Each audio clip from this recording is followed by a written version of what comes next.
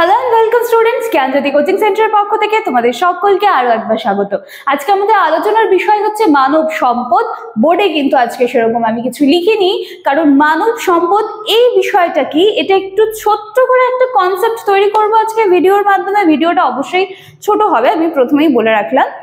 পরের দিনে আজকে যখন আমি এই মানব সম্পদ এই বিষয়টা কি এটা ক্লিয়ার করার পরে নেক্সট দিনে কিন্তু তোমাদের সিলেবাসে যেটা প্রোভাইড করা রয়েছে মানব সম্পদ রিলেটেড, সেইগুলো কিন্তু আমি আজকে নেক্সট দিনে ক্লিয়ার করব। আজকের ক্লাস বা আলোচনার বিষয় শুরু করার আগে একটু বলে নিতে চাই, তোমরা যারা জ্ঞানজ্যোতি কোচিং সেন্টারের সাথে যোগাযোগ করতে চাইছো তারা কাইন্ডলি বোর্ডের কর্নারে দেওয়া দুটি নাম্বারের মধ্যে যে কোনো একটি নাম্বারে কিন্তু যোগাযোগ করে নিতে পারো। নাম্বার দুটি হলো জ্ঞানজ্যোতি কোচিং সেন্টারের অফিসিয়াল হেল্পলাইন নাম্বার। সম্পূর্ণ ডিটেইলস এই নাম্বারে যে কোনো একটি নাম্বারে কল করে নিলে কিন্তু তোমরা পেয়ে যাবে, এবং কোর্স ফি যেটা রয়েছে সেটা তোমাদের কথা মাথায় রেখেই কিন্তু ভীষণ সামান্য রাখা হয়েছে। তো তোমরা কাইন্ডলি একটু নাম্বার দুটোর মধ্যে যে কোনো একটি নাম্বারে যোগাযোগ করে পুরো ডিটেলসটা জেনে নিতে পারবে। চলো আর এক্সট্রা কথা না বাড়িয়ে মানব সম্পদ কি সেটা আমি আলোচনা শুরু করছি। সবার প্রথমে একটা খুব সুন্দর একটা কোটেশন দিয়ে আমি শুরু করছি। দেখো, বিশিষ্ট অর্থনীতিবিদ পল জে মায়ের বলেছেন যে the greatest natural resource of our country is it's people. ঠিক আছে, তার মানে এই যে মানুষকে কিন্তু সব থেকে বড় সম্পদ বলা হচ্ছে। যেহেতু আমাদের আলোচনার বিষয়টা মানব সম্পদ, তাহলে সবার প্রথমে আমাদেরকে আগে জানতে হবে যে সম্পদ কাকে বলে, বা সম্পদ কোন জিনিসগুলোকে আমরা সম্পদ বলবো। যখন আমাদের চারপাশে যেমন হচ্ছে খনিজ সম্পদ রয়েছে, কৃষিজ সম্পদ রয়েছে, প্রাণীজ সম্পদ রয়েছে, সেরকমই কিন্তু মানব সম্পদও রয়েছে। তাহলে আমরা কোনো জিনিসকে সম্পদ কেন বলবো? সম্পদ এই জন্য বলবো যখন কোনো জিনিস আমাদের কোনো চাহিদাকে পূরণ করতে সক্ষম হয় তখন কিন্তু তাকে আমরা সম্পদ বলে থাকি। তাহলে প্রশ্ন আসবে যে তাহলে মানুষকে কেন সম্পদ হিসেবে গণ্য করা হচ্ছে?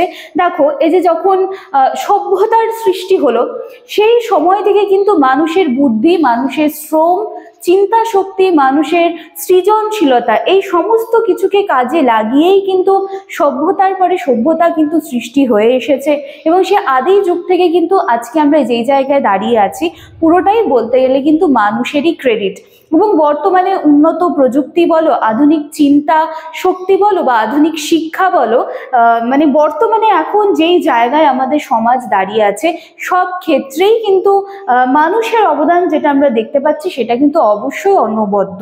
তো সেই জন্য কিন্তু বলা হচ্ছে যে মানুষকে মানব সম্পদ। ঠিক আছে, এছাড়াও দেখো শিক্ষা যে বিষয়টা রয়েছে, শিক্ষার মাধ্যমে কি হচ্ছে যে উন্নয়ন বিষয়টা হচ্ছে, এবং শিক্ষার মাধ্যমে উন্নয়ন কাদের হচ্ছে? মানবদের বা মানুষদের হচ্ছে, এবং সেই শিক্ষিত মানুষরাই কিন্তু শিক্ষার মাধ্যমে উন্নত হয়ে সেটা তার হচ্ছে নিজের দেশের কাজে আসছে, তার নিজের সমাজের কাজে আসছে, নিজের রাষ্ট্রের কাজে আসছে। এবং মানুষ যখন এতটা উন্নত হয়ে দেশের, সমাজের, রাষ্ট্রের যে চাহিদাগুলো পূরণ করছে তখন কিন্তু মানুষকে বলা হচ্ছে যে মানব সম্পদ। ঠিক আছে, কারণ একটা দেশের যে অর্থনীতি বলো, সেই অর্থনীতির সেই অর্থনীতিটা কিরকম হবে, বা সেই অর্থনীতির যদি উন্নতিও ঘটে সেই ক্ষেত্রেও কিন্তু বলা হয় যে সেই দেশের, রাষ্ট্রের বা সেই দেশের বা সেই সমাজের মানুষের কিন্তু একটা ভূমিকা থাকে, একটা সুস্থ স্বাভাবিক অর্থনীতি যে দিকটা রয়েছে সেটাকে ভালোভাবে চালনা করার জন্য।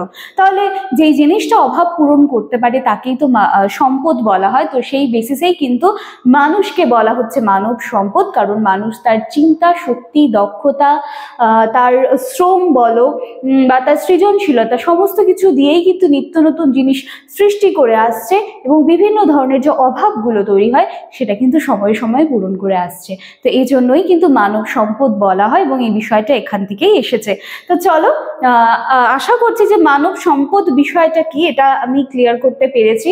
এর পরবর্তী দিনে যে ভিডিওগুলো তোমরা পাবে সেখানে কিন্তু সিলেবাসে যেটা রয়েছে সেটার উপরেই আমি আলোচনা করব। আজকেও সিলেবাসের মধ্যে থেকে আলোচনা করেছি, আজকে জাস্ট আমি কনসেপ্টটা ক্লিয়ার করতে চেয়েছি। তো নেক্সট দিন থেকে যখন আমরা মানব সম্পদ নিয়ে আলোচনা করব কারোর কোনো কনফিউশন থাকার কথা নয় আজকের ভিডিওটা দেখার পরে। তো চলো, আজকের ক্লাস বা আলোচনার বিষয় আমি এখানেই শেষ করছি। দেখা হচ্ছে নেক্সট দিনের ক্লাসে। Thank you.